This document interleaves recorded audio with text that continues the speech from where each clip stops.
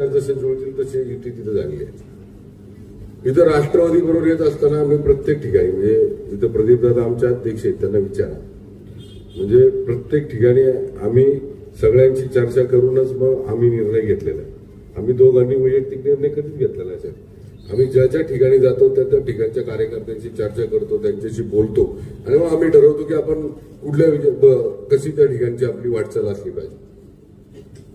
एकंदरीत या मंचर शहर असेल किंवा आंबेगाव तालुका असेल या परिसरामध्ये किंवा पुणे जिल्ह्यामध्ये महाराष्ट्राचं नेतृत्व करणारे, महाराष्ट्राला एक दिशा देणारे नेतृत्व आपल्या या आंबेगावमधनं वळसे पाटील साहेबांच्या माध्यमातून या मंचरकरांनी आंबेगाव तालुक्याने दिलं.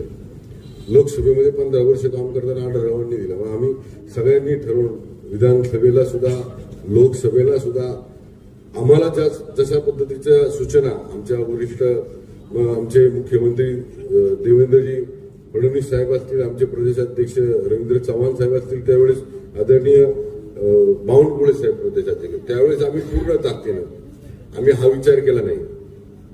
आम्हाला युती महत्वाची होती. आम्हाला युतीमध्ये आमच्या पक्षाने दिलेल्या ज्या काही सूचना होत्या त्या पक्षाच्या सूचनेवर अनुषंगाने आम्ही लोकसभेलाही काम केलं युतीचं, विधानसभेलाही युतीचं काम केलं. आज मंचर शहरामध्ये आज नगर परिषदेची निवडणूक होत असताना आम्हाला अपेक्षित पण तेच आहे आणि तेच घडतंय.